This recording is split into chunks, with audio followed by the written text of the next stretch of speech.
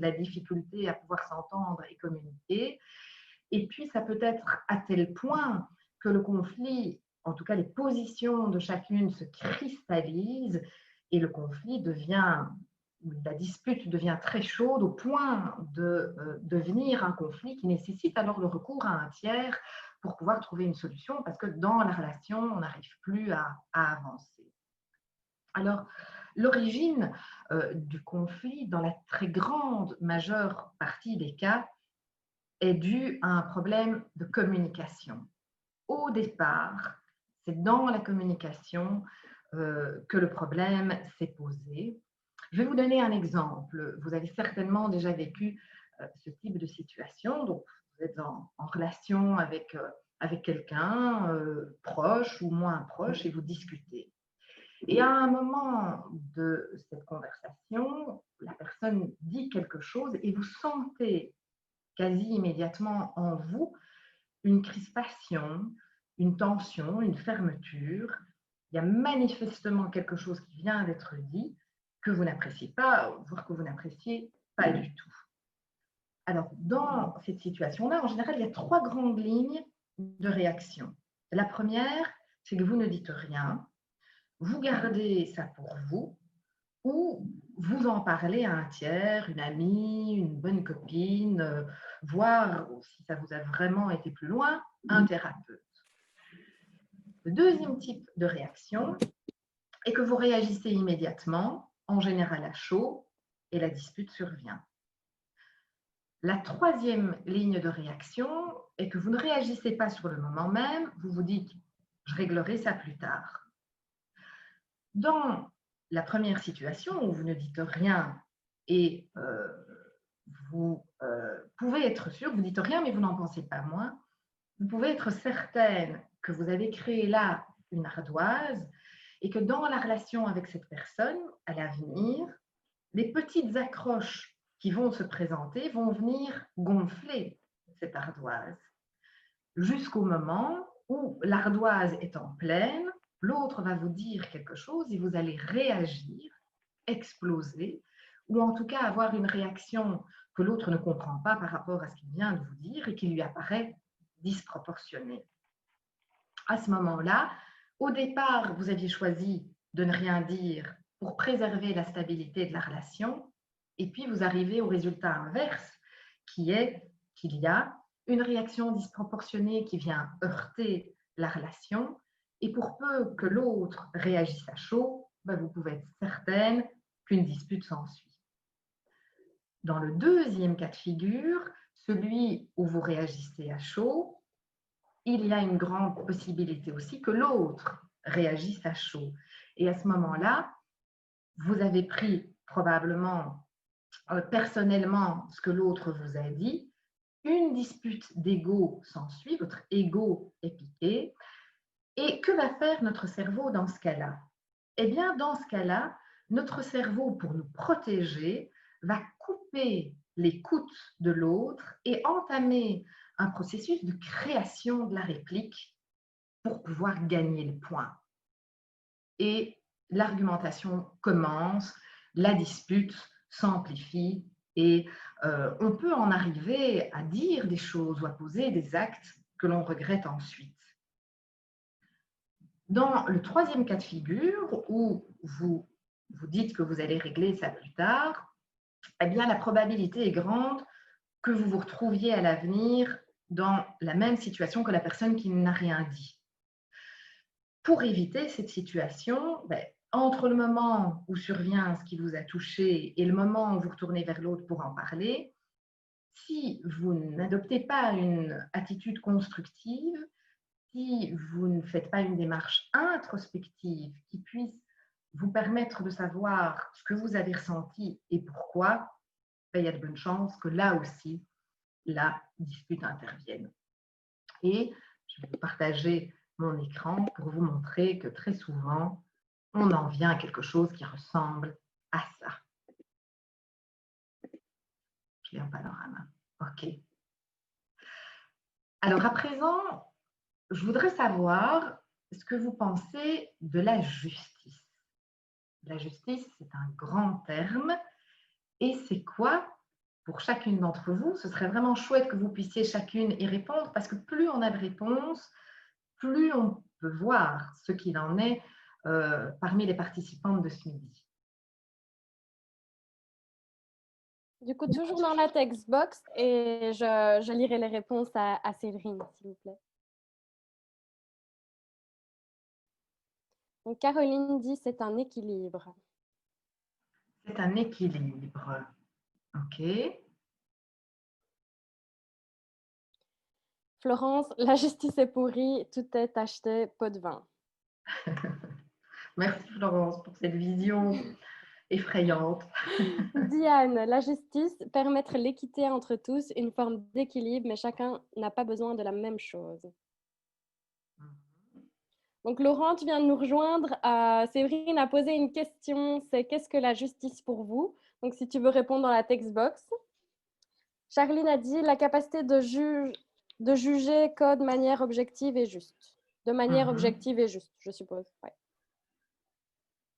Ah, ben voilà, Gilles nous rejoint aussi, Séverine. Salut Gilles, ah, voilà, en extérieur. En pleine question. Donc, Jessica, la justice, essayait de respecter le droit de chacun. Roselyne, c'était équitable et prendre en compte tous les éléments. Ok, eh bien, on a déjà là de belles visions de ce que c'est la justice et vous voyez que tout le monde n'a pas nécessairement la même approche. Alors, j'ai envie de vous parler de Ken Wilber. Ken Wilber est un philosophe et psychologue américain qui a décidé, avec son équipe, de sillonner le monde, de sillonner la planète pour faire un état, une mise en commun des connaissances et une mise en commun des états de conscience des différentes populations dans le monde. Il s'est intéressé aux grandes traditions et a voulu retirer de ces grandes traditions les lignes communes, telles que l'on retrouve chez tous, quelle que soit la localisation dans le monde, la couleur de peau, la langue, la culture, les habitudes. Et il a fait cette mise en commun pour toutes les disciplines. Alors, ce midi, moi, je ne vais m'intéresser qu'à la discipline de la justice. Et dans cette mise en commun, il a construit un modèle qu'il appelle la vision intégrale. Alors, je vais à nouveau partager mon écran pour pouvoir vous exposer la vision de Ken Wilber. Je l'ai schématisé en un graphique. Oui, le voilà. Je vais le mettre en panorama.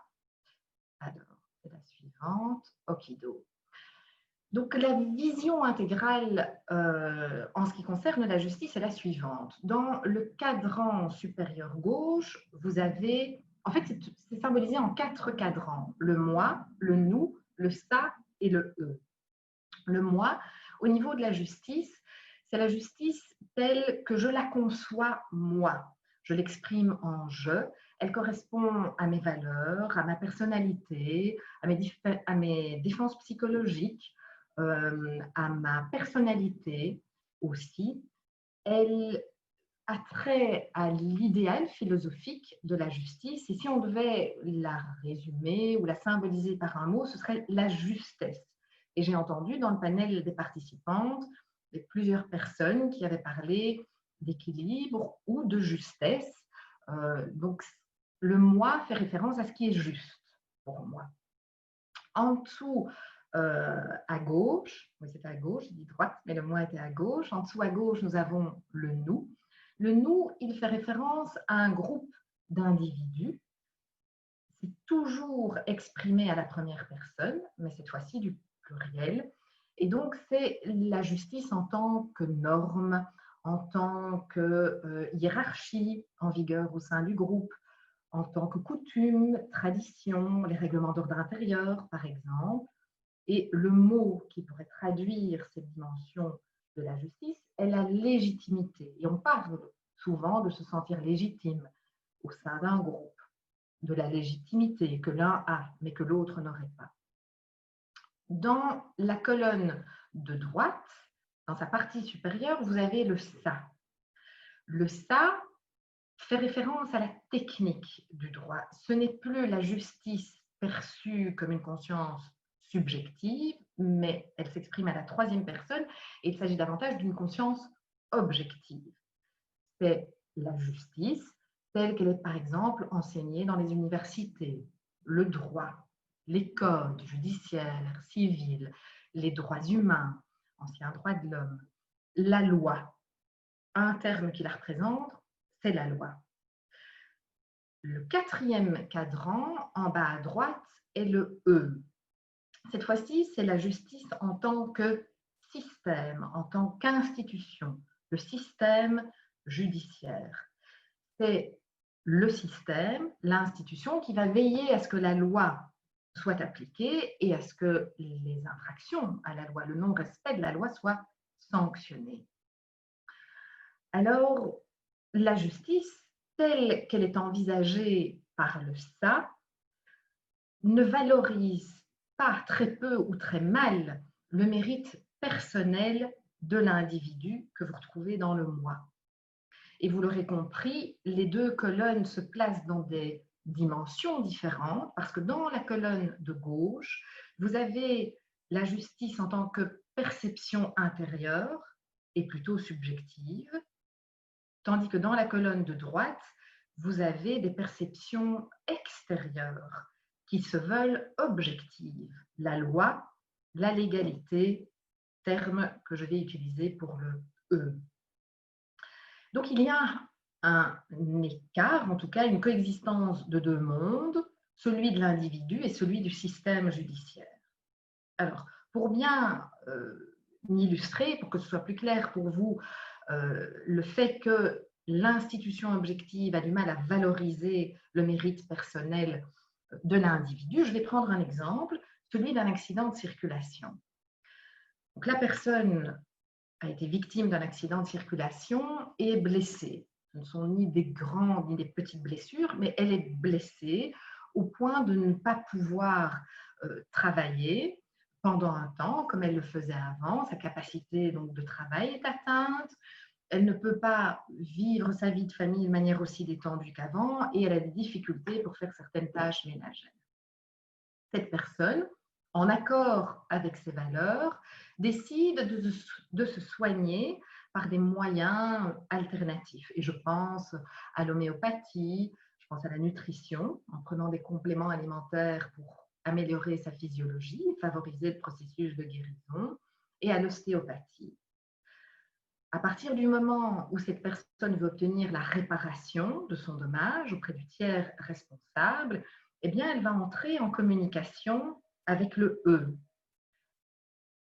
Le E a besoin, dans le cadre de l'expertise, de pouvoir objectiver l'état de cette personne.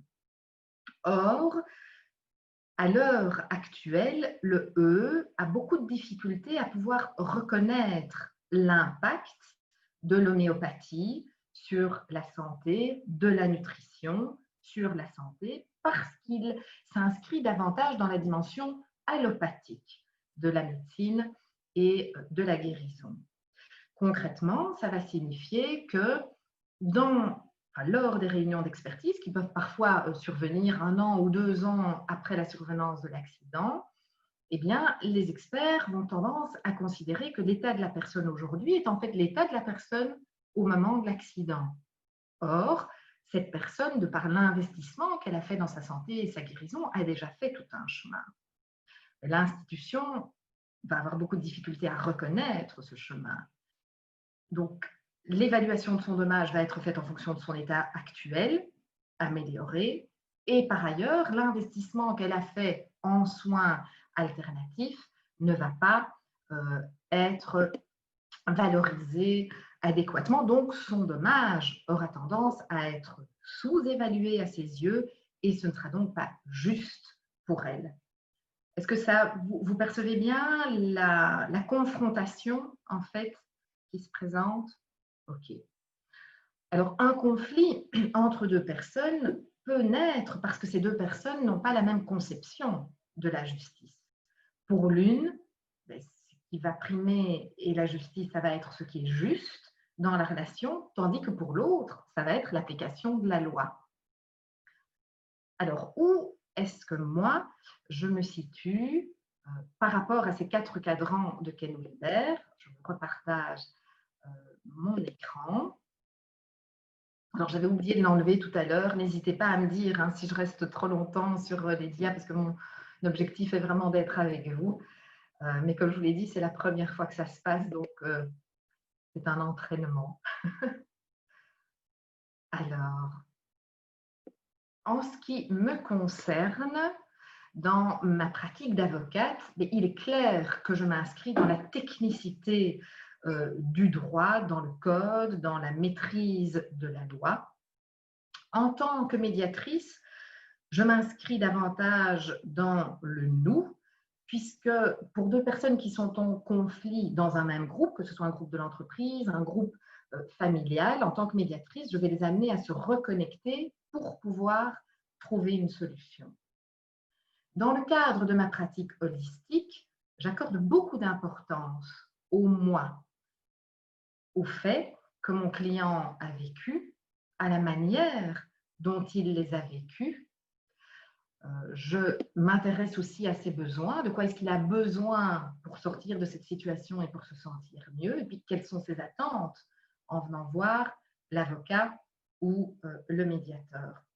Et donc, c'est forte de ces 3 axes que je vais alors rentrer en contact avec l'institution, avec le E, pour faire en sorte que mon client puisse être entendu et puisse obtenir ce qu'il souhaite obtenir.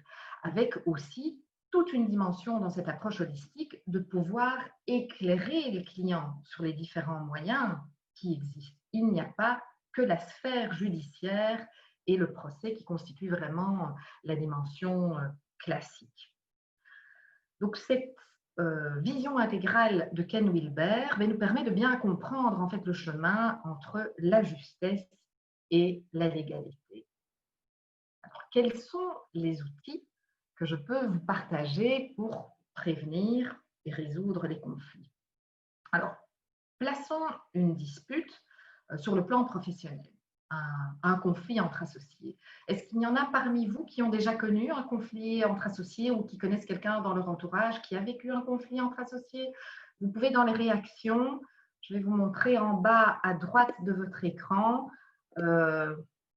placer une petite main comme ça je sais que vous me dites oui, voilà, moi j'ai connu un conflit entre associés ou quelqu'un de mon entourage a connu un conflit entre associés. Non, pas vraiment. Ah, ça c'est une grande chance. Ah oui, il y en a quand même certaines. Ok. J'ai pas Eh de bien, réponse, prenons. Séverine. Que dis-tu, Zayane? J'ai pas de réponse, Séverine, sur cette Pas de question. réponse. Ok, moi j'ai vu l'une ou l'autre petite main qui s'est levée.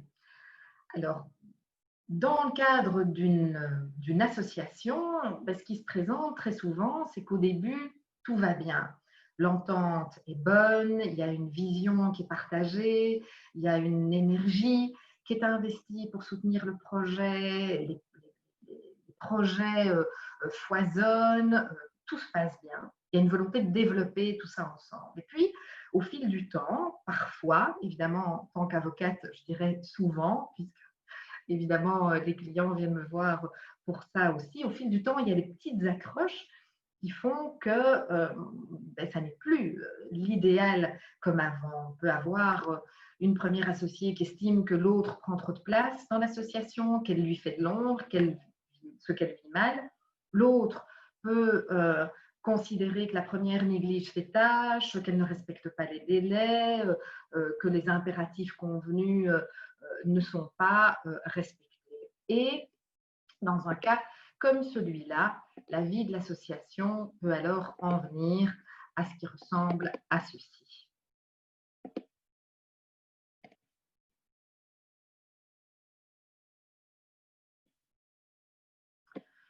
Le premier outil que j'ai envie de vous partager est celui de l'altérité, en fait de prendre conscience de l'altérité.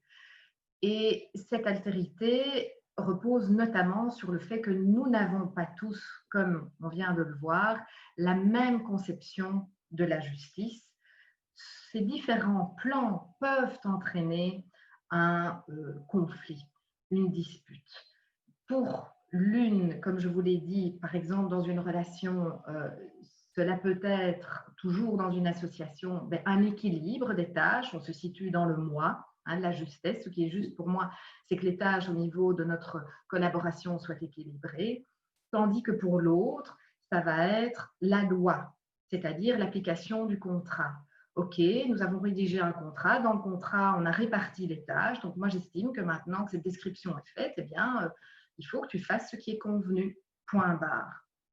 Donc, les deux personnes se situent sur des plans différents. Et si elles n'acceptent pas de bouger l'une vers l'autre, si elles n'acceptent pas d'ouvrir la cartographie du monde à ce qui est différent d'elles-mêmes, et forcément, il y aura une situation de blocage et elles ne vont pas pouvoir avancer. Donc, ça peut paraître évident et pourtant c'est essentiel. Et pourtant, dans le cadre d'une dispute, on a tendance à l'oublier, c'est que l'autre ne fonctionne pas comme nous.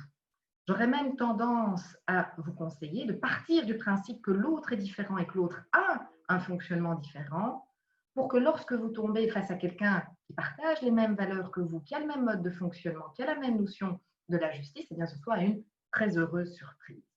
Vous serez moins souvent piégé que de partir du postulat inverse. Alors, le deuxième outil, c'est la communication et d'améliorer sa communication. En communiquant de la même manière que vous l'avez toujours fait, vous pouvez être certaine que vous obtiendrez toujours les mêmes résultats. Et en matière de relation à l'autre, en matière de communication, on a des ornières qui sont comme ça, dans lesquelles notre langage se rue, c'est presque un réflexe. Donc l'invitation ici, c'est un exercice. Alors, je vous propose un petit exercice et de choisir une situation de dispute que vous avez connue dans le passé, proche ou lointain. Alors, je vous propose de prendre une situation professionnelle. Si vous n'en avez pas, si au niveau professionnel tout se passe de manière fluide, de manière simple, de manière claire, de manière vertueuse, eh bien alors allez vers le privé, mais je préfère quand même que vous preniez une situation professionnelle. Alors, la première étape de l'exercice, c'est de vous rappeler les faits. Et là, je vous demande d'avoir une position un petit peu méta, une position hélicoptère, de vous rappeler, voilà, qu'est-ce qui s'est passé, d'essayer de retracer le séquençage factuel. Ensuite, je vous demande de répondre à la question, comment est-ce que vous vous êtes senti à ce moment-là, et quelle est l'émotion ou les émotions qui étaient les vôtres dans cette situation-là. Ensuite, question suivante, de quoi est-ce que vous aviez besoin à ce moment-là? Et puis, la dernière question, qu'est-ce que vous auriez pu faire comme demande adressée à l'autre pour satisfaire ce besoin? Alors, je vous donne 4 minutes pour faire l'exercice. Essayez vraiment d'être le plus précis possible. Je ne peux pas le faire comme ça. Séverine, Oui. tu pourrais rappeler Les étapes? Et alors, aussi, quand tu dis de quoi avait-on besoin, est-ce que c'est un besoin psychologique ou un besoin matériel ou un besoin de contrat ou... Eh bien là, j'ai envie vraiment de vous donner carte blanche. C'est-à-dire vraiment à ce moment-là, quel était votre besoin, peu importe le besoin, pour autant que vous puissiez l'identifier. En fait, c'est vraiment ça qui m'intéresse dans cet exercice. Donc, tu peux récapituler les 4 étapes? Ah oui, pardon, merci Flo. J'avais comme objectif de pouvoir… Voilà, l'exercice est le suivant. Donc, une situation de dispute pro, les faits, comment vous vous êtes senti, quelle est l'émotion ou les émotions, de quoi vous aviez besoin et quelle est la demande que vous auriez pu faire pour vous sentir mieux et qui répondent à ce besoin. C'est ça aussi qui est intéressant.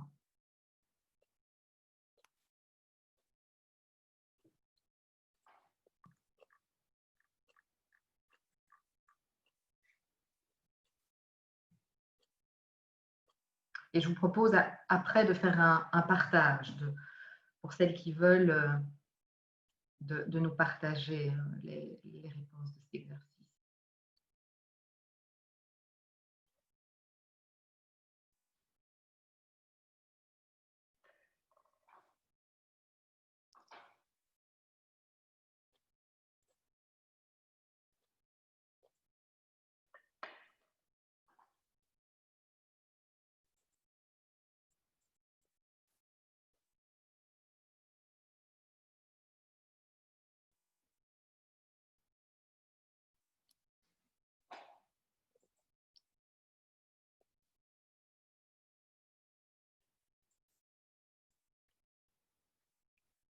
Vous avez encore 2 minutes.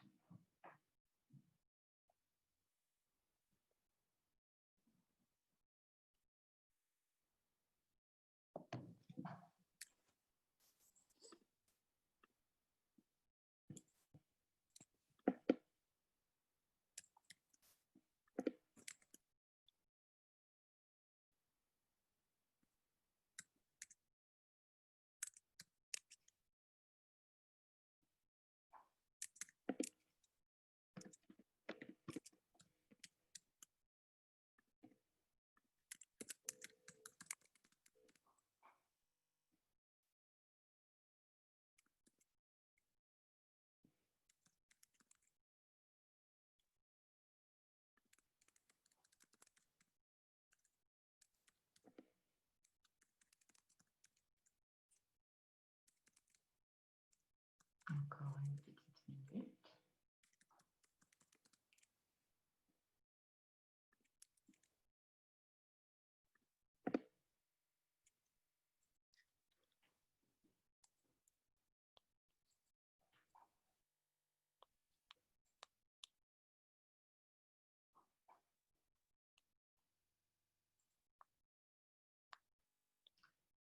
Est-ce que vous disposez d'assez de temps?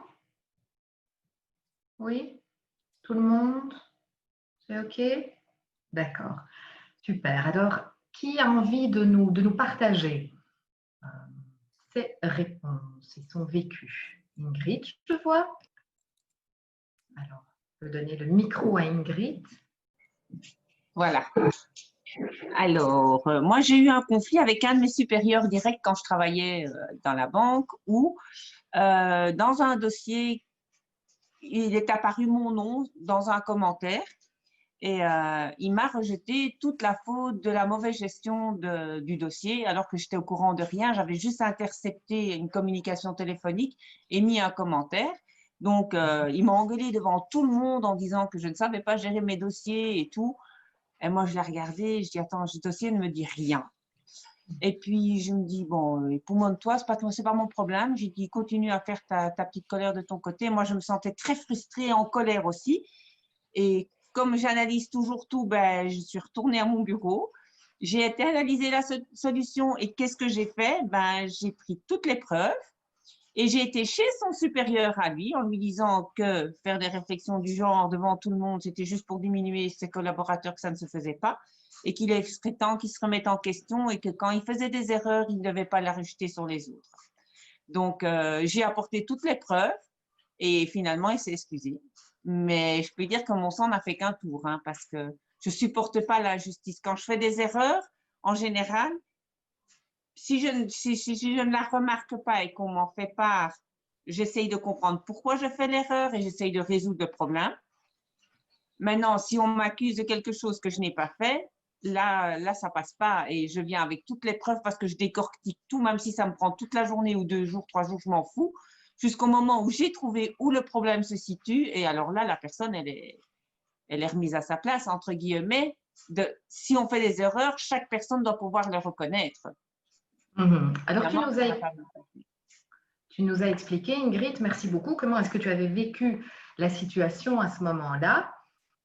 en partant de cette situation-là et en faisant l'exercice, tu nous as bien expliqué les faits. Comment est-ce que tu t'es sentie? Tu as dit de la frustration, de la colère. Et très en colère, oui. Et très en colère. OK. Alors, de quoi Surtout est-ce que toute la façon dont il a réagi de m'engueuler comme ça devant tout le monde en disant que j'étais… Et en fait, il avait vraiment besoin de toujours se mettre en avant, que lui, c'était la bonne personne et que ses collaborateurs étaient nuls. Et je trouvais ça pas correct. S'il a une réflexion à faire à quelqu'un, on la prend séparément, mais on ne la diminue pas devant les yeux des autres. Enfin, ça, c'est mon avis. Parce que tout le monde peut faire des erreurs. Mais accuser quelqu'un de manière très ouverte comme ça, en rabaissant devant les autres, je trouve que ça se faisait vraiment pas. Et ça, je l'ai vraiment très, très mal vécu. c'est ça que tu as très mal vécu. OK. Oui. Donc, on comprend bien quelle a été ta difficulté, tes ressentis et les émotions que tu as eues à ce moment-là. En te plaçant dans la relation avec ce N+1, est-ce que tu pourrais nous dire, et tu peux prendre un moment pour réfléchir à ça, de quoi est-ce que tu avais besoin à ce moment-là? C'était quoi? Déjà, de comprendre ce qu'on me voulait. Enfin, sa réaction, il se basait sur quoi pour dire que ce dossier m'appartenait? Donc, un besoin de clarté. De clarté, oui, parce qu'il m'a dit, il avait mis, enfin, ça avait pris des proportions énormes quand même.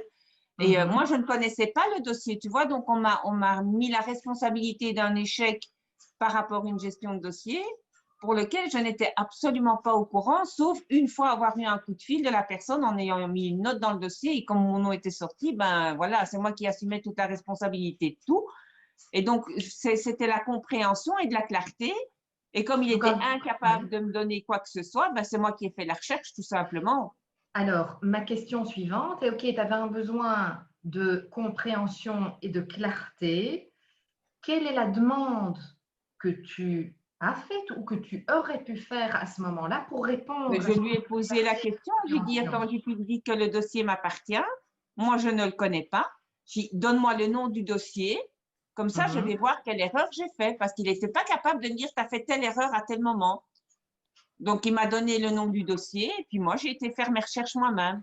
Et puis quand c'était toujours son nom qui ressortait dans tout le dossier, ben là j'ai été chez son supérieur en disant qu'il était temps de se remettre en question et d'arrêter de mettre la responsabilité sur les autres. Alors, ma question, toujours en lien avec l'exercice par rapport à cette situation-là, est qu'est-ce qui a fait qu'une fois que tu avais pu par toi-même répondre à ton besoin de clarté et de compréhension, puisque là, ça n'est pas l'autre qui a pu y répondre, tu avais formulé la demande mais il n'a pas pu y répondre, tu as répondu par toi-même. Qu'est-ce qui a fait que tu es allé vers son supérieur à lui plutôt que d'aller vers lui? Parce que je trouve qu'il avait mal agi et que j'avais plus envie de discuter avec lui parce que je le trouvais, excusez-moi la parole, mais hyper con.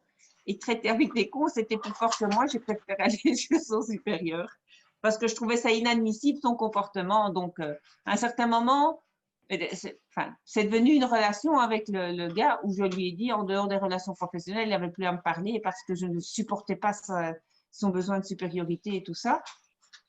Quand c'était professionnel, c'était purement professionnel, on parlait ensemble, mais je n'avais plus rien à lui dire parce qu'il n'était pas juste. Et donc, dans cette situation-là, alors Ingrid est toujours dans cette idée de communiquer autrement et d'éviter précisément une situation comme celle-là. Est-ce que ton besoin n'aurait pas été un besoin de respect et Ah oui, du tout à fait qu'ils ne te prennent pas de haut devant Exactement. toutes ces personnes? On est plus là sur le vrai besoin, un besoin de respect. OK. Qu'est-ce que du coup, tu aurais pu formuler comme demande pour qu'ils puissent répondre à ce besoin de respect? Est-ce que tu as une idée? Ben, avec cette personne-là, ce n'était pas possible de discuter. Donc, parce que, enfin, le souci qu'il y avait, c'est que cette personne-là, devant son supérieur, faisait la personne qui était hyper compréhensive, très avenant et tout ça. Et une fois qu'il était hors du bureau de son supérieur à lui, ben, il écrasait tout le temps les gens et il les faisait passer pour des incapables pour lui remonter son ego. Donc, je veux dire, avec lui, Pourtant, j'ai discuté avec lui au départ en lui disant la moindre des choses, c'est de respecter ses collègues, c'est avoir de la discussion. S'il y a un souci, parle-en à la personne directement sans faire d'esclandre. Mais il n'y avait rien qui ça rentrait d'une oreille et ça sortait de l'autre. Donc, Et est-ce que tu aurais pu lui adresser, pour répondre à ton besoin, hein, toujours donc ton besoin de respect, est-ce qu'à ce moment-là, alors, puisque tu te dis que non, il n'y avait pas moyen de discuter avec lui, est-ce que tu aurais pu, toi, répondre à ton propre besoin de respect en adressant à cette personne le fait que tu n'étais pas d'accord avec ce qu'elle exprimait, enfin, que tu te sentais mal à l'aise par rapport à son attitude, que tu avais besoin de respect et que tu n'étais pas en accord avec la manière dont il présentait les choses devant le groupe. Est-ce oui. que en exprimant cela, tu te serais senti mieux par rapport à la frustration et la colère dont tu nous as parlé? Au départ, ça a été fait parce qu'il y a eu d'autres petits cas comme ça aussi. Mais là, c'était tellement grand que pour moi, il avait dépassé les limites, quoi. Donc, et je n'avais plus rien à lui dire. Au début, j'ai essayé d'avoir une relation, je vais dire, équilibrée dans le respect, aussi bien de ma part. Mais là, il avait dépassé pour moi toutes les limites. Et enfin, pour ça, je suis pas correcte non plus.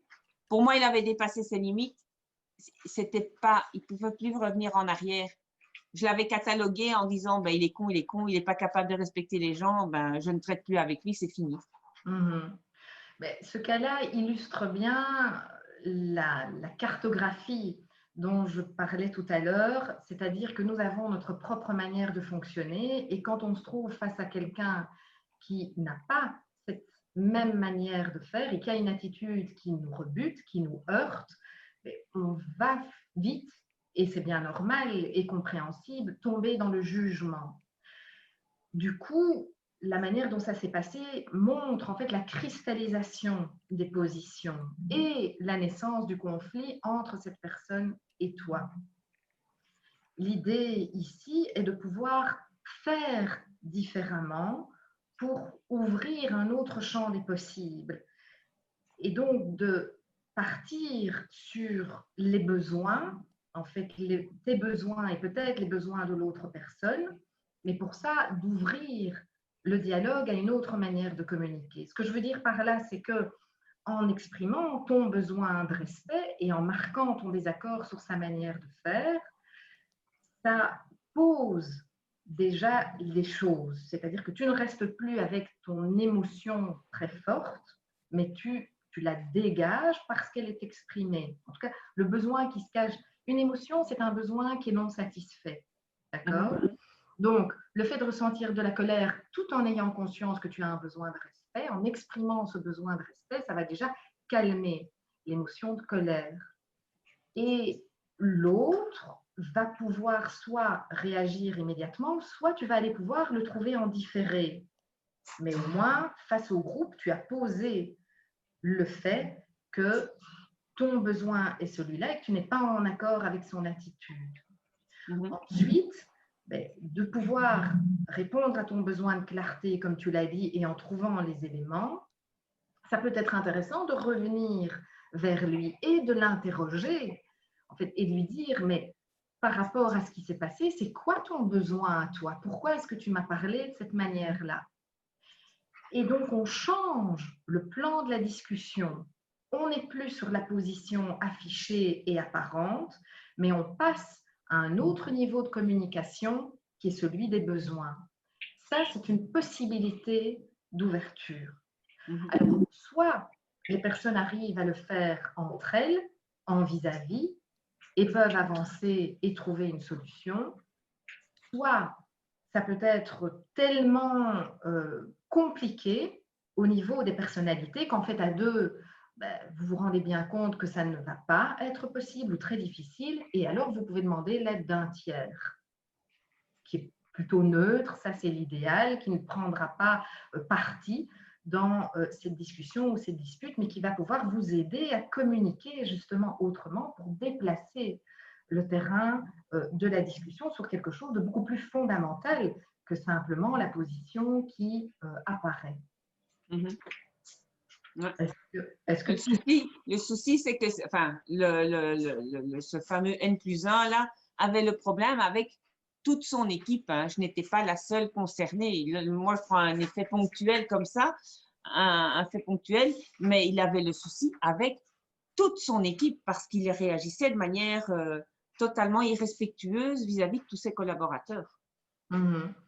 Et c'est pas difficile, toute son équipe a démissionné parce qu'il ne savait pas travailler avec lui.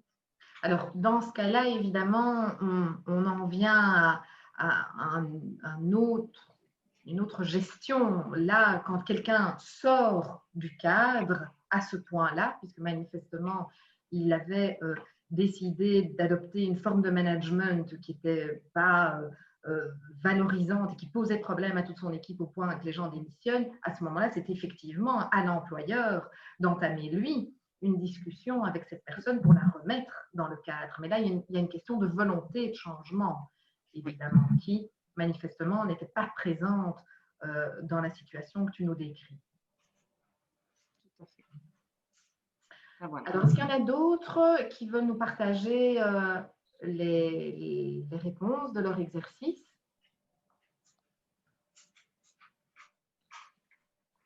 Oui, Roselyne? Donc moi, j'étais infirmière en libéral avec un associé. Et en fait, je me suis retrouvée dans un double conflit. Ça veut dire que j'ai eu un retour des patients me disant que je mettais que j'arrivais en retard par rapport à mon collègue. Donc, au début, je me suis mis en question en me disant, je ne vais pas assez vite, qu'est-ce que je ne fais pas bien, etc. Et puis, je me suis interrogée aussi sur mes valeurs, c'est-à-dire ce que moi, je trouvais important dans le soin. Et donc, je me suis ensuite rendu compte qu'il y avait des soins qui n'étaient pas les soins essentiels, mais tout ce qui est soins de confort, que mon collègue ne faisait pas ou très peu. Donc, ce qui fait que ce temps que je mettais en plus, disons que si je ne prenais pas le temps de faire ces soins-là, ils n'étaient pas faits. Et moi, je trouvais que c'était important pour le confort du patient, pour le bien-être, etc. Donc, je me suis retrouvée dans l'émotion, je me suis trouvée coincée entre deux. C'est-à-dire, si je parlais de ça au patient, j'avais l'impression de dénigrer mon collègue, ce que je ne voulais pas. Et en même temps, j'étais plutôt dans le type 1, c'est-à-dire je dis rien, ou je lui disais, mais ce n'est pas possible, je mets 1 heure de plus. Et lui me disait, écoute, tu es lente, tu es ci, tu es là. Ou... Voilà. Et du coup, je n'ai pas réussi à vraiment obtenir quelque chose. Mais j'étais plutôt dans le fait de ne pas dire les choses clairement, en fait. Mm-hmm. Voilà. Donc, je suis arrivée au fait qu'un jour, ça a été l'ardoise, donc j'ai dit stop, ça suffit, j'arrête. Voilà. Je ne continue pas à travailler avec cette personne. Alors, est-ce que tu permets que je te pose quelques questions pour m'assurer que j'ai bien compris? Ouais. Donc, en fait, ce sont les patients qui, les premiers, te font part d'un désagrément. Oui. Et est-ce que tu en parles à ton associé ou pas de ce que les patients t'ont dit? En disant que je mets plus de temps, mais lui, il me dit comme quoi je suis plus lente, ma foi. Il pense, enfin, en tout cas, où il n'y pense pas, où il n'en parle pas, sur le fait qu'il y a des soins comme, je ne sais pas, moi, laver les cheveux, couper les ongles, installer une personne, ça prend du temps. Et comme lui, ça, c'est-à-dire si c'est fait, c'est plus à faire. Donc, on est rentré dans un espèce de truc où je le faisais en systématique. Donc, du coup, il gagnait du temps. Mais sans jamais faire l'inverse. C'est-à-dire, si je ne le faisais pas, ce n'était pas fait. Et comme moi, ce n'est pas supportable, je le faisais. Et quand tu es allée vers ton associé pour discuter de ce que les patients t'avaient dit, est-ce que tu te souviens de comment est-ce que tu as abordé le sujet?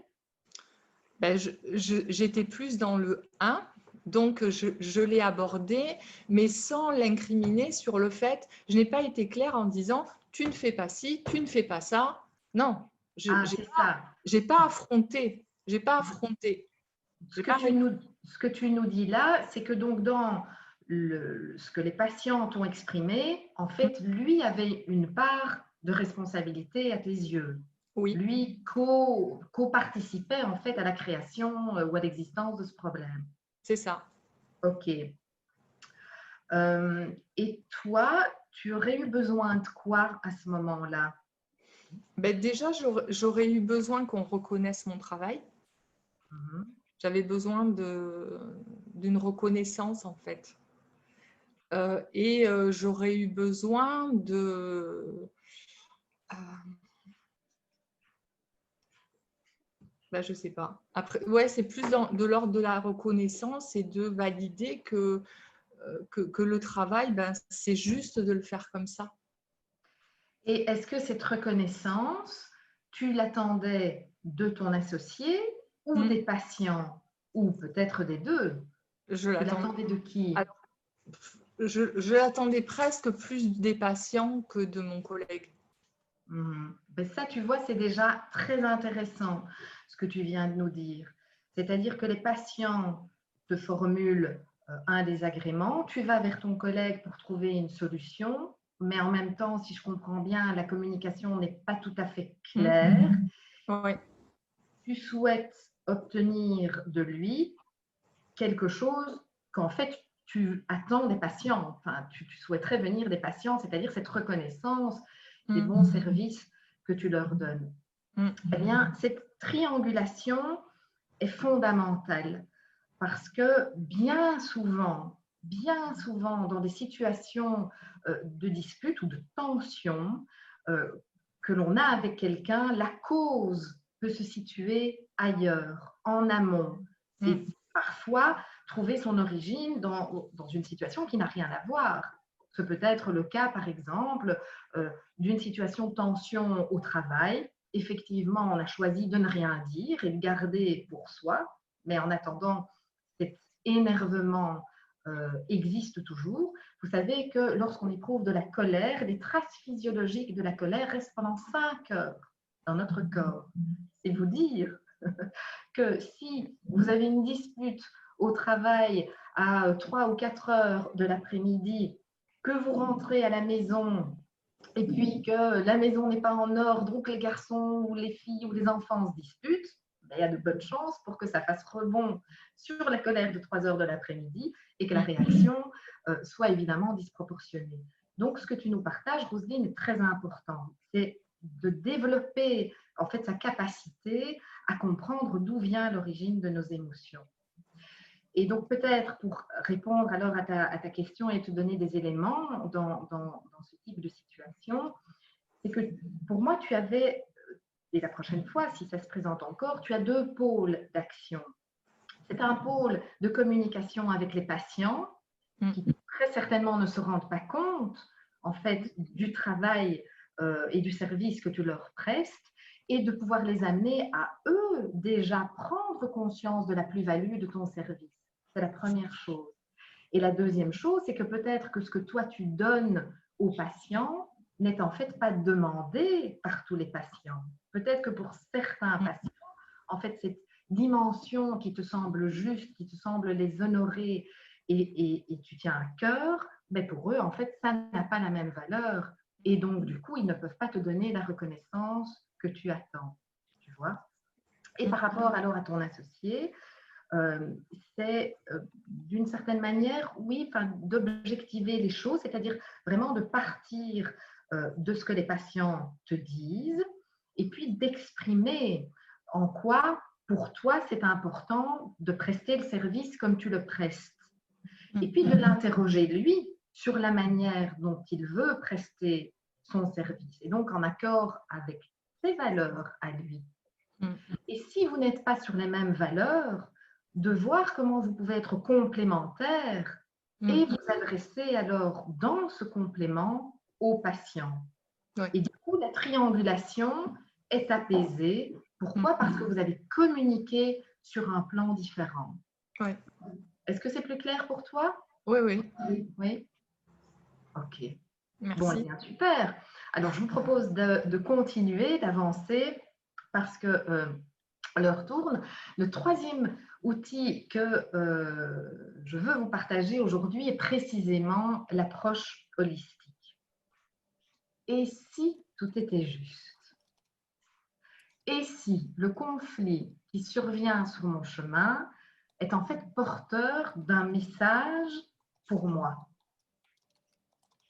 Et si ce conflit extérieur était le reflet d'un conflit intérieur conscient ou inconscient dont il est temps pour moi de me libérer?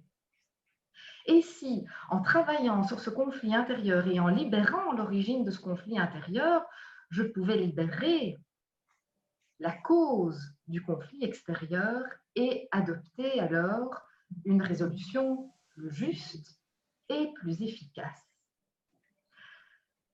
Et éviter de me retrouver encore et encore dans le même type de situation. Je ne sais pas si vous avez déjà observé ça, mais que vous êtes confronté aux mêmes difficultés relationnelles ou proches dans des situations différentes. Au professionnel avec un collègue, dans la vie professionnelle avec un collègue, dans la vie privée avec un de vos enfants, dans les loisirs avec un de vos partenaires de tennis. Ce sont des situations différentes et pourtant, ce qui se passe à l'intérieur vous ramène à la même chose, à la même thématique. Alors, bien souvent, le conflit s'installe parce que l'on se sent victime et que l'autre a tort. En fait, le problème, il est chez l'autre, c'est l'attitude de l'autre qui est à la base du problème. Peut-être vous vous reconnaissez dans le fait de se dire, j'ai tout fait pour trouver une solution, mais avec elle, avec lui, oublie, c'est impossible. C'est précisément, évidemment, le cas de figure qui fait le fonds de commerce des avocats. C'est exactement la démarche dans laquelle les clients viennent vers nous pour trouver des solutions, c'est-à-dire, écoutez, maître, moi je suis victime de cette situation, il faut absolument que vous fassiez en sorte que l'autre plie, en fait, que l'autre fasse différemment. Dans la dimension holistique, le règlement du conflit tient compte de 3 dimensions. La dimension légale, la dimension émotionnelle et la dimension personnelle. La dimension personnelle, c'est d'aller explorer les enjeux cachés du conflit et de se poser la question, mais qu'est-ce qui, dans mon histoire personnelle, contribue à l'existence de ce conflit? Ou en quoi ai-je créé cette situation et en quoi est-ce qu'elle me sert, cette situation? C'est en fait prendre ses responsabilités et accepter qu'il n'y a pas de hasard, mais que des rendez-vous, comme nous dit Paul Éluard. Tout est juste. Alors évidemment, ce n'est pas du tout une approche confortable. On n'a pas tellement envie de se poser cette question. Bien, c'est là qu'on se retrousse les manches. J'ai également partagé mon écran. C'est là qu'on se retrousse les manches et que l'on mouille sa chemise. Alors, petite image un peu plus bas. Oui. C'est là qu'on se retrousse les manches et qu'on mouille sa chemise. C'est l'alliance en fait du droit et du développement personnel. Hop, ici, voilà, c'est la conjonction du droit et du développement personnel, c'est-à-dire aller travailler sur soi, explorer les enjeux cachés du conflit pour pouvoir en sortir. Et cela vous demande de l'audace et du courage. C'est un petit peu, quand on est au bord de la piscine, on sait que l'eau est froide, on n'a pas du tout envie d'y aller, et pourtant on sait qu'une fois qu'on sera dedans, on va la trouver délicieuse et on aura envie d'y rester. Donc l'approche holistique, c'est permettre à la victime du conflit d'avoir une compréhension plus large de la situation, de s'éveiller à une autre compréhension, de grandir dans ce chemin-là, en allant libérer l'origine du conflit et donc en étant acteur, actrice de la solution pour pouvoir aboutir à une solution qui soit vraiment juste, et c'est là la vraie victoire dans le conflit. Alors actuellement, le règlement des conflits, il tient compte de la première dimension légale, bien sûr, le procès, le juridique. Il tient compte de la dimension émotionnelle dans le cadre de la médiation, mais la troisième dimension, la dimension personnelle, la dimension spirituelle, on n'en tient pas compte du tout.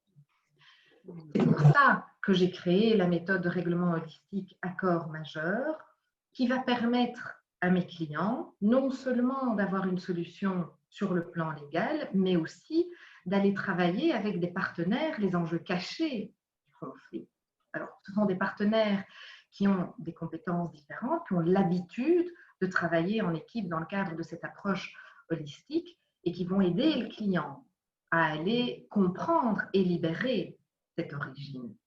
Alors, les compétences de ces partenaires sont diverses. Il y a de la constellation systémique et familiale, du Reiki, de la kinésiologie, des thérapies brèves. Il y a un panel d'outils pour permettre aux clients de traverser ce conflit de manière plus apaisée et de trouver une solution qui est juste et qui est efficace.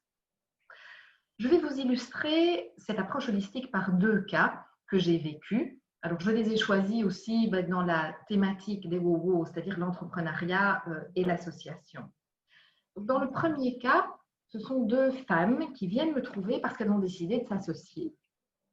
Alors, elles ont déjà bien travaillé le projet, elles viennent me voir pour que je rédige les conventions d'association, le pacte d'associés, et je les entends longuement.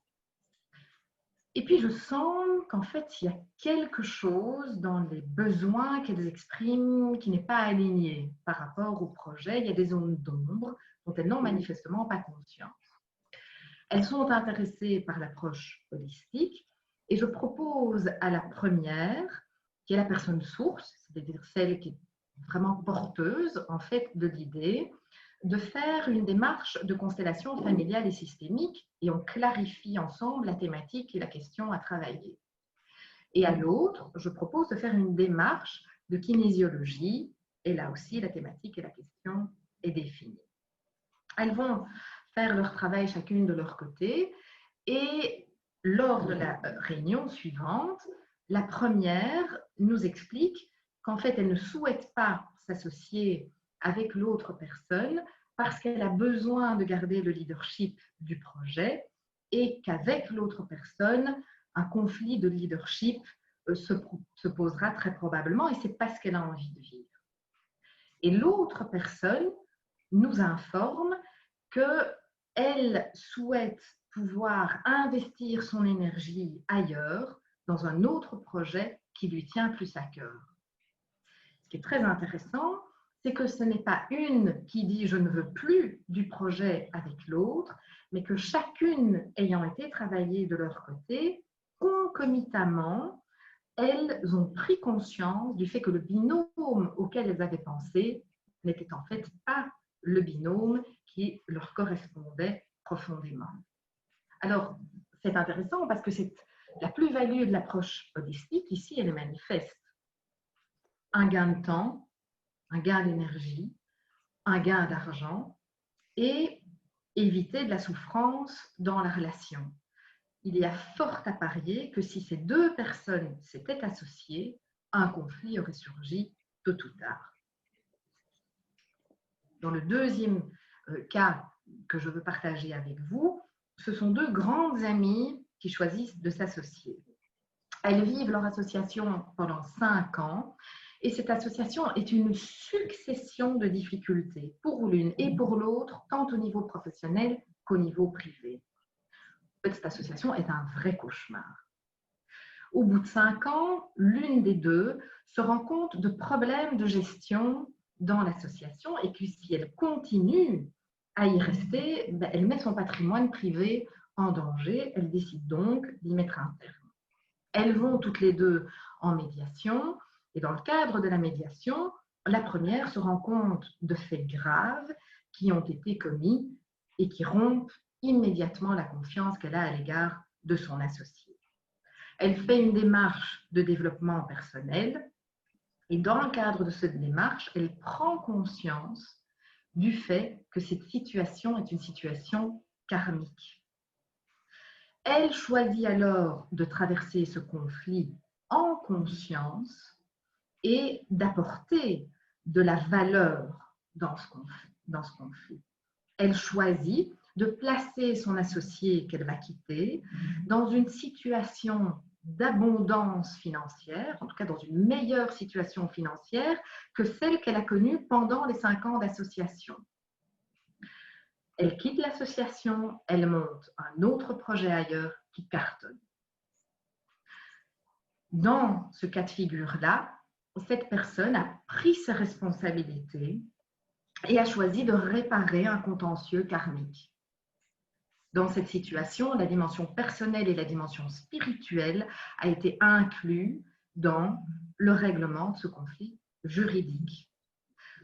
Si elles avaient choisi une autre manière de faire, elles étaient parties pour des années de procédure en dépensant des fortunes, en abîmant très fort la relation, mais peut-être en s'abîmant personnellement aussi, et elles ne seraient pas sorties victorieuses, ni l'une ni l'autre, parce que la sensation qu'elles auraient gardée aurait été une situation de souffrance et de blessure.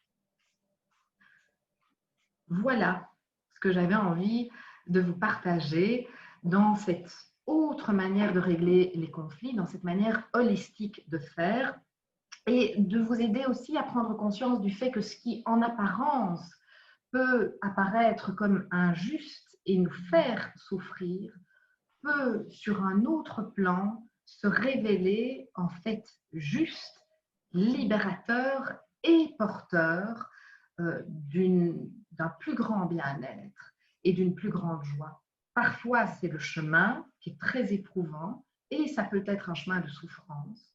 Le traverser en conscience dans le cadre d'une approche holistique change complètement la donne. Merci beaucoup, Séverine. Est-ce que quelqu'un a des questions pour Séverine? Des questions, des questions. Oui, Florence. Qu'est-ce que tu conseilles, Séverine, du coup, si on sent que le conflit arrive ou qu'on n'ose pas parler d'une situation délicate à une collaboratrice, un collaborateur ou qui que ce soit, est-ce qu'il vaut mieux directement, du coup, susciter un rendez-vous avec un médiateur ou une médiatrice, tout en se disant que l'autre va se dire « Oui, mais c'est elle qui a contacté le médiateur ou la médiatrice, donc il est de son côté. » Enfin, tu vois. Alors, je pense que c'est un excellent réflexe, en fait. Il est bon de reconnaître ses limites et les limites d'une situation. On ne peut pas être compétent sur tous les fronts. On peut évidemment acquérir des compétences, mais on a aussi ses limites de par son histoire, de par son vécu, de par son chemin, de par sa personnalité aussi. On a des points forts et des points qui sont moins forts. Donc, avoir le réflexe de faire appel à un tiers est pour moi un réflexe complètement sain et qui n'est pas encore suffisamment pratiqué dans nos sociétés. L'idée, c'est aussi de dédramatiser le fait de faire appel à un tiers. Ce n'est pas parce qu'on fait appel à un tiers qu'il y a une catastrophe et qu'il y a péril dans la demeure. Non, c'est juste que pour le moment, on n'arrive plus à avancer. Et donc, sortons la carte du joker. Et le joker, c'est cette aide extérieure. Alors, pour répondre à ta deuxième question, c'est que je pense qu'il faut adresser directement les choses, c'est-à-dire poser avec l'autre le fait que, écoute, là, je vois qu'on discute, je vois qu'on parle la même langue, je vois qu'on utilise peut-être même les mêmes mots, mais que pourtant, on n'arrive pas à s'entendre ou se comprendre. Moi, je propose qu'on demande à un tiers de nous aider, quelqu'un qui soit neutre et impartial et qui puisse vraiment nous aider à débloquer la situation. Qu'est-ce que tu en penses? Ah, écoute, j'y avais pas pensé, t'es sûr? Qu'est-ce qu'il va faire? Là, éventuellement, vous donner un petit mot d'explication sur l'apport que ça va pouvoir avoir. Et il y a de fortes chances qu'ils vous disent, bah oui, écoute, je connais pas, mais je suis d'accord d'essayer. Ou, ah ben oui, tiens, pourquoi pas? Et à ce moment-là, vous pouvez lui dire, écoute, est-ce que tu en connais? Oui, non, il en connaît, qu'il vous propose éventuellement 2 noms. Moi aussi, j'en connais, ben voilà, je propose 2 noms et puis vous tombez d'accord sur un nom. Ou bien vous renvoyez l'autre vers un site internet d'un médiateur que vous connaissez. Par exemple, tiens, on m'a parlé de celui-là, qu'est-ce que tu en penses? Va voir sur son site internet. Et donc, il y a plein de petites démarches qui peuvent être faites pour dédramatiser, en fait, les tensions, les disputes, les conflits. Ça, c'est vraiment aussi un de mes grands objectifs, c'est de dédramatiser le conflit. C'est quelque chose, en fait, auquel on est confronté tout le temps et ça n'est pas nécessairement grave. Ça ne veut pas dire que ce n'est pas sérieux ou qu'on n'y souffre pas, mais ça n'est pas nécessairement grave. J'ai répondu à ta question, Florence? Oui. Ouais. Quelqu'un d'autre?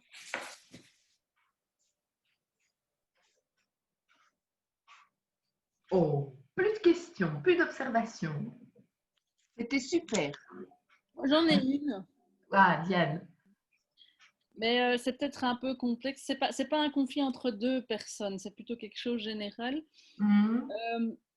On a quelqu'un au centre qui a tendance à paternaliser beaucoup tout le monde alors qu'il n'est pas le chef des autres travailleurs, qu'il a un collègue.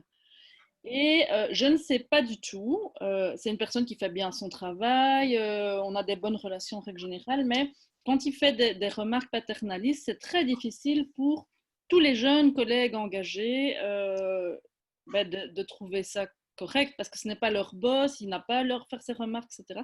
Et j'aimerais bien lui en parler, mais je ne sais pas du tout comment aborder le sujet sans qu'il le prenne personnellement. Eh bien, écoute, probablement que cette personne n'en a pas conscience.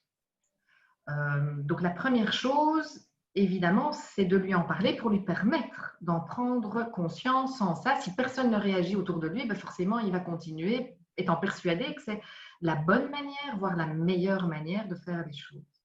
Alors, moi, je te conseille de l'aborder en reprenant des faits. Soit tu as une situation en tête très claire, soit pas, et alors tu observes dans les jours qui viennent une situation qui pourra être le point de départ de la discussion en lui disant, voilà, écoute, tel jour, dans telle situation, j'ai vu que, et tu reprends vraiment les faits tels qu'ils sont.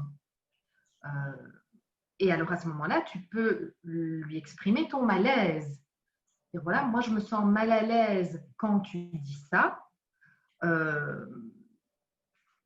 J'ai besoin de pouvoir être reconnue comme étant compétente et capable de faire, je ne sais pas moi, de prendre ce patient par exemple et de le déplacer seul.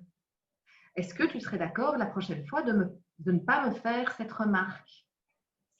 Mais c'est un bon exemple parce qu'une des remarques principales qu'il fait, c'est quand on porte les gens et qu'on utilise mal notre dos, c'est-à-dire qu'on ne plie pas nos gens. Mais alors, c'est pas tellement la remarque qui a un problème, c'est la façon dont il le fait.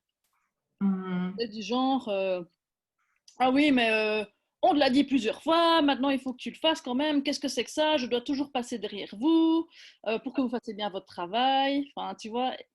Et en soi, il a raison de nous faire la remarque, mais il devrait le dire autrement. Il devrait dire, regarde comment tu mets ton dos, est-ce que tu diserais pas tes jambes? Parce que c'est le chef qui naît en fait chez nous. Mais la façon dont il le fait, c'est insupportable. Autant pour les résidents, ils n'en peuvent plus que pour les autres collègues. C'est vraiment dans la manière dont Eh bien, je pense que tu peux le lui dire. C'est-à-dire, voilà, donc dans telle situation, tu m'as dit ça. J'apprécie la remarque que tu me fais parce qu'effectivement, pour mon dos, je ne m'en étais pas rendu compte et c'est important que je corrige la position. Je ne me sens pas bien dans la manière dont tu me fais cette remarque très utile. Je me sens infantilisée ou je me sens, à toi de décrire ce que tu ressens, et puis de lui dire, est-ce que tu serais d'accord de me le dire autrement, et tu lui fais une proposition. Est-ce que tu serais d'accord de me le dire? La manière dont moi je le dirais. Oui.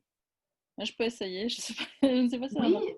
essaye ça, et si ça se trouve, lui sera ravi parce que du coup, c'est peut-être une manière plus légère pour lui aussi que d'y mettre de la mauvaise humeur en disant enfin, on va déjà dit, tu n'as rien, je veux toujours tout faire. Tu vois, lui n'est pas dans une bonne énergie.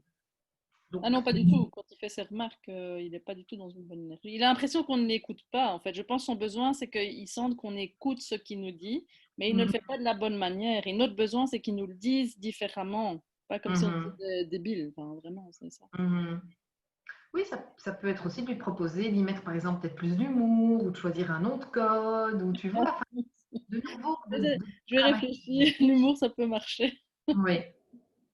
Okay. Oui. En tout cas, lui parler en termes de besoin, son besoin à lui et notre besoin à nous, je pense que ça peut lui parler parce que c'est une personne très intelligente. Donc, je pense qu'il va pouvoir réfléchir là-dessus. Je vais essayer ça aussi. En parlant avec toi, je me dis qu'il y a 2-3 trucs que je pourrais. Bon, je vais essayer. Oui, je pense que vraiment partir de l'exercice que je vous ai proposé pour des situations qui vous posent problème pour le moment, c'est vraiment un bon chemin. Et puis après, vous n'avez pas la maîtrise de la réaction de l'autre, mais en invitant l'autre à aller sur le plan des besoins, va amener une différence. Et puis, c'est une discussion intéressante aussi parce que parfois, on peut être face à quelqu'un qui n'a pas conscience de ses propres besoins.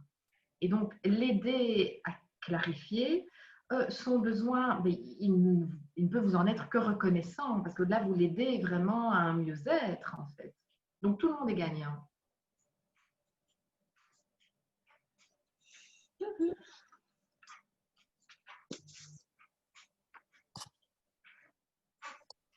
Encore. Est-ce qu'il y a d'autres questions pour Séverine? Sinon, on passe au je veux. Est-ce que Valérie est avec nous? Est-ce que Caroline est avec nous? Parce qu'on vous voit, mais... Et Marie? Oui, moi j'avais une petite question. Séverine, à partir de quand tu conseilles justement de passer vers une approche holistique pour un conflit? Pour quel type de conflit? Est-ce qu'il y a des conflits qui sont, je vais dire, plus fréquents où cette approche répond bien, est une manière de résoudre des conflits? Est-ce que par exemple, c'est si on voit qu'à répétition on rencontre le même conflit ou des conflits très spécifiques? Alors, beaucoup de typologies de conflits se prêtent à cette approche. Je dirais même que tous les conflits s'y prêtent. Ça va plutôt dépendre de la disponibilité de la personne. C'est-à-dire, est-ce que la personne est prête à se donner cette occasion d'avoir une autre compréhension et d'avoir une solution beaucoup plus large et beaucoup plus profonde. C'est vraiment l'image de ce saut. Ça peut demander parfois de l'audace et du courage.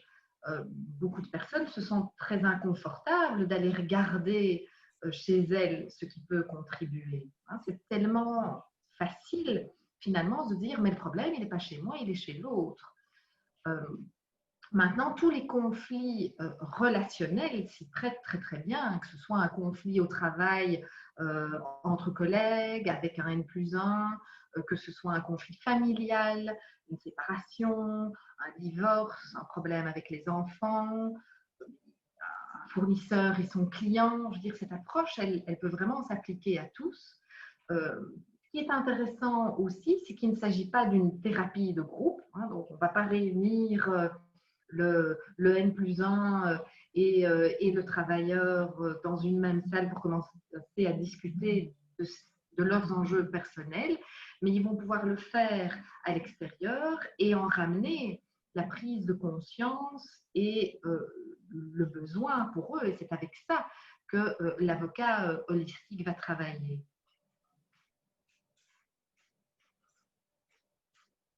Par rapport à ça, j'ai une question qui me vient, c'est-à-dire comment amener l'autre dans cette démarche? Parce que autant, par exemple, moi, je suis très ouverte par rapport à ça, mais je peux imaginer que d'autres personnes, dans le cadre d'un conflit, l'autre ne sera peut-être pas ouvert à une approche holistique. Est-ce qu'on peut l'y amener ou est-ce que tu as des idées, des trucs pour l'y amener? Alors, tout va dépendre de la configuration du conflit. Parce que les configurations sont multiples. Prenons le cas d'un client, son avocat, et en face un client et son avocat. Il est clair que si la partie adverse et l'avocat ne sont pas ouverts à cette dimension, il y a beaucoup de chances que ce soit compliqué. Mais ça ne veut pas dire que l'approche holistique est inefficace pour autant. Le client qui a fait choix de l'avocat holistique va pouvoir appliquer cette approche-là personnellement. Et dès l'instant où soi-même on bouge sur un plan ici plus spirituel, mais la vibration que l'on émet n'est plus la même vibration qu'avant. Donc ce changement va induire un changement dans le système et donc dans le conflit à l'autre, qui fait qu'à un moment, peut-être, il y aura une ouverture de l'autre pour aller vers cette approche alors de manière partagée. Et donc le partage de l'approche n'est pas une condition sine qua non, n'est pas une condition nécessaire. Maintenant, si le conflit ou la résolution du conflit s'inscrit par exemple dans le cadre d'une médiation, eh bien à ce moment-là, c'est différent. Dès l'instant où les personnes vont vers un médiateur holistique, le médiateur holistique va pouvoir, lui, amener cette approche-là. Soit les personnes viennent chez ce médiateur-là ou chez cet avocat-là parce qu'ils savent que cet avocat et ce médiateur ont l'approche holistique, soit ils ne le savent pas et c'est alors au médiateur à un moment de les faire cheminer pour leur proposer ça. Et c'est vrai que ça, c'est tout un travail dans la relation, c'est tout un chemin. Et ça, c'est précisément la méthode accord majeur que j'enseigne aux avocats et aux médiateurs. Alors pour le moment, cette approche, je suis la seule à la pratiquer. Je suis en train de créer un cours pour l'enseigner, mais il y en aura de plus en plus d'avocats et de médiateurs qui auront cette approche-là. Donc le but est que ça devienne une approche, si pas majoritaire, en tout cas très largement répandue, parce que c'est clair aussi aujourd'hui que l'état de l'institution judiciaire est un état, par manque de finances, par manque d'investissement, par manque d'effectifs, qui produit un écart de plus en plus important avec le justiciable. Et donc, le besoin de réponse de justice, du justiciable à l'égard du monde judiciaire, ben, il se fait de moins en moins. C'est en tout cas une réponse qui est de moins en moins satisfaisante. Et je pense qu'au XXIe siècle, qui pour moi est le siècle de l'éveil, est le siècle de la spiritualité, c'est aussi de permettre à l'individu de retrouver son pouvoir d'action et de reprendre les rênes de sa vie et de la solution du conflit qu'il traverse. Tout ce chemin-là que je veux amorcer avec mes clients et avec mes confrères. Ça prendra un peu de temps, mais nous sommes en marche, comme dirait l'autre. Merci pour la réponse. Avec plaisir, Caroline. Est-ce qu'il y a d'autres questions pour Séverine? Je vous propose alors de passer au je veux, donc les demandes alignées. Oui, Séverine, tu as encore? Oui, ce que je peux faire, c'est que moi j'ai envie de faire une offre aux participants qui sont là. Est-ce que je la fais avant, après? Qu'est-ce que vous préférez? Tu peux la faire avant, il n'y a pas de souci. Oui? Ok. Voilà, donc en préparant ce webinaire, moi j'avais très envie de vous partager cette méthode et aussi de vous en faire profiter. On n'a pas toujours un conflit, on ne vit pas toujours un conflit actuellement. Je lance pour le moment l'approche holistique sur le plan contractuel. Et donc, je sais qu'il y a beaucoup de WOWO, que la communauté WOWO dont je fais partie est une communauté d'entrepreneurs, de femmes dynamiques, investies, qui sont motivées par leur business et qui ont envie de le développer. Et je sais aussi que beaucoup n'ont pas leurs documents contractuels pour soutenir le développement de leur activité. Je pense notamment aux conditions générales. Alors, ce que je vous propose, ce que je vous offre, c'est la rédaction de vos conditions générales dans le cadre de cette approche holistique qui est celle de l'entrepreneur aligné. L'idée est ici de pouvoir traduire dans vos documents contractuels l'entrepreneur que vous êtes, de pouvoir attirer les clients avec qui vous avez envie de travailler et pas ceux qui vont perdre du temps ou de l'énergie ou qui systématiquement payent vos factures en retard, voire ne les payent pas. Alors, cette méthode va nécessiter que l'on se rencontre au moins une fois et je vais vous faire travailler parce qu'on va aller voir votre persona. Pour ceux qui travaillent avec Florence, vous êtes déjà accoutumés à cette notion. On va aller voir votre persona, on va aller voir votre vision, on va aller voir vos valeurs dans l'entreprise, on va aller voir vos besoins et traduire tout cela dans vos conditions générales pour créer un business qui s'inscrit dans un cadre vertueux, dans un cercle vertueux. Alors, le prix de ce service est de 1 500 € hors TVA et pour tous les participants de ce webinaire, je vous propose de rédiger ces conditions générales au prix des conditions générales classiques, qui est de 799 € hors TVA. Alors, cette offre, elle est pour toutes les personnes présentes et je l'appliquerai pour les 5 premières personnes qui prennent rendez-vous avec moi. Je peux ici partager mon écran pour que vous ayez mes coordonnées, mais je pense que Florence va vous les communiquer dans le mail que vous recevrez. Je vais néanmoins les faire apparaître à l'écran. Et c'est une offre qui est valable jusque… Est-ce que je partage mon écran? Là, vous le voyez? Oui. OK, je vais le mettre en diaporama. Victoire, on l'a vu, et accord majeur. Donc voilà, vous pouvez prendre rendez-vous avec moi soit par téléphone, soit par mail.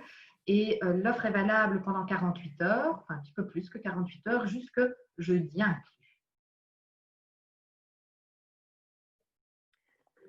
Séverine, de toute façon, tu recevras le mail dès je veux. Donc, si tu sais repartager l'offre à partir de ce mail, comme ça, tout le monde aura toutes les infos bien écrites, etc.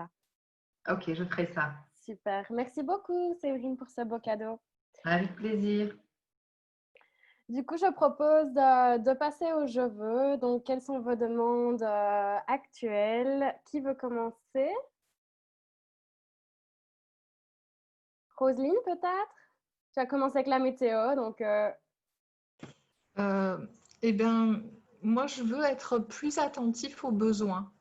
En fait, c'est cette notion qui m'a surtout interpellée, cette notion de besoin pour soi et besoin pour l'autre. Et du coup, voilà, je veux être plus attentif à cette notion-là, parce que je pense que ça peut aider, quoi. Voilà, donc c'est… Voilà. Donc, je passe la main à Laurent. Je n'ai pas de je veux particulier cette semaine-ci, donc je vais passer immédiatement la main à Caroline.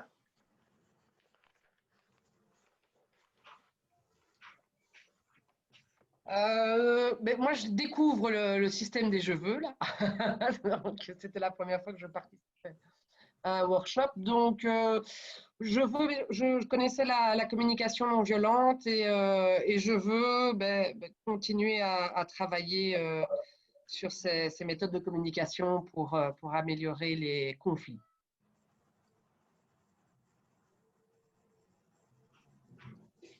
Est-ce que tu peux passer la balle à quelqu'un, Caroline, s'il te plaît? Je passe la main à Ingrid. Ok, hop. Attends. Vous m'entendez? Oui. On t'entend bien, Ingrid, oui. Ah, vous avez entendu ma conversation téléphonique aussi? Non. Non. Ok. Qu'est-ce que moi je veux? Je veux.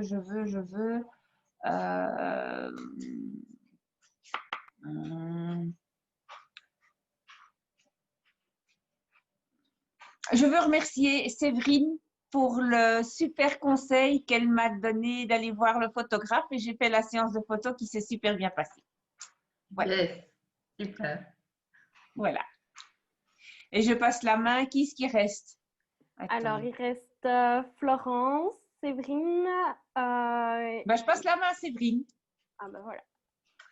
Alors, mon je veux, eh bien,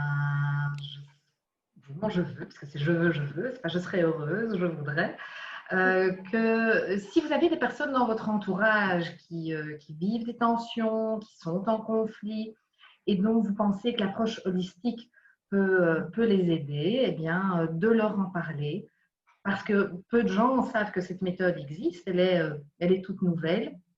Et j'ai vraiment le souhait de pouvoir en faire partager le plus grand nombre. Donc, n'hésitez pas. Merci Séverine. Tu passes la balle à quelqu'un. Je pense que Marie, Tonissen, Valérie ont aussi leur micro, donc elles peuvent aussi répondre au je veux.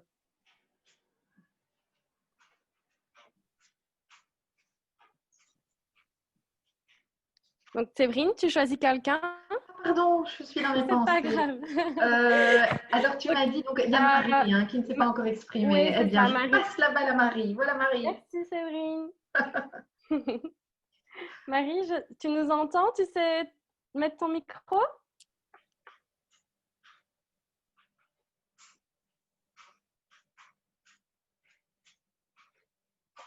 Pas de Marie, donc Valérie peut-être. Valérie, oui. Il faut peut-être débloquer votre micro. Oui, vous m'entendez? Ordinateur. Oui. Ah, voilà Valérie. Ben moi, je veux que Séverine continue à développer son approche holistique. J'ai trouvé ça super intéressant, très innovant en fait comme approche. Alors voilà, je tombe de nulle part et j'en avais jamais entendu parler. Je trouve ça extrêmement riche, cette idée de résoudre en fait le conflit qu'on a peut-être avec soi-même ou ce que ce conflit apporte. Ça évite peut-être de trébucher tout le temps dans le même tapis. Et donc, oui, vivement le prochain webinaire, en tout cas approfondir encore plus cette réflexion autour de cette approche holistique. J'aime beaucoup aimé, je trouve que c'est très riche. Merci beaucoup. Avec plaisir. Merci Valérie. Du coup, est-ce que tu peux passer la balle à oui, Florence, il reste Florence. Ouais, Florence. Je pense que c'est tout ce qui reste, hein. Non? Tout le monde a parlé, sauf Florence. Vas-y. Ou Zayan. Ouais, ou le mien. Je passerai la balle à Zayan après. Alors, qu'est-ce que je veux? Zut, pour une fois, je n'ai pas préparé. Ah oui, je veux que vous vous inscriviez au prochain webinaire qui sera donné par Céline et qui nous donnera les clés en fait de comment être une parente ou un parent à la fois entrepreneur passionné et à la fois dans une parentalité collaborative. Pas toujours évident quand on est fort passionné par son travail de trouver le temps d'être calme avec les enfants, d'être bienveillante et de savoir comment faire avec eux. Voilà, je vous ai mis le lien dans la textbox. Que vous en parliez à vos proches, c'est vraiment un très très beau workshop. Moi, je connais bien Céline et elle a plein de choses à nous livrer. Donc, ça va être bien. Et je passe la balle à Zayan. Merci Flo. Du coup, moi, je voudrais que vous vous inscriviez au workshop d'encore après. Donc, ce sera avec Valérie. Valérie, si tu sais expliquer en quelques mots ce que tu vas donner comme matière. Oui. Et donc, en fait, moi, le prochain workshop, en fait, il consiste à réfléchir sur comment est-ce qu'en tant qu'entrepreneur ou à la tête d'une TPE, puisque c'est plutôt le type de profil des membres WOWO, on peut aussi s'inscrire dans le développement durable et comment est-ce qu'on peut avoir une activité qui est en accord avec évidemment notre passion, ce qu'on aime faire, mais aussi en accord avec nos valeurs. Et donc, comment est-ce qu'on peut réduire l'impact environnemental et en tout cas limiter les enjeux au niveau social de notre activité. Et puis, comment est-ce que nous, avec nos moyens, le temps qu'on a et nos ressources, on peut aussi contribuer et du coup, peut-être rayonner, influencer d'autres entrepreneurs ou d'autres grandes entreprises, parce qu'en tant qu'indépendant, on est aussi en contact avec des entreprises plus grandes pour que, petit bout par petit bout, on fasse bouger les choses et qu'elles se mettent en mouvement également. Donc, c'est vraiment l'objectif de ce webinaire qui sera aussi basé beaucoup sur les exercices. Merci Valérie. Et du coup, ça se passe le 6 octobre de midi à 14h et toujours sur Zoom. Donc voilà, moi je voulais surtout aussi dire merci à Séverine de nous avoir fait découvrir ce qu'elle fait au quotidien. J'ai trouvé ça super inspirant et super utile. Donc j'espère que tu vas continuer aussi à développer ça et qu'on refera un workshop avec toi pour d'autres astuces. Donc je ne sais pas, est-ce qu'il y a des merci, des duos avant qu'on termine la session?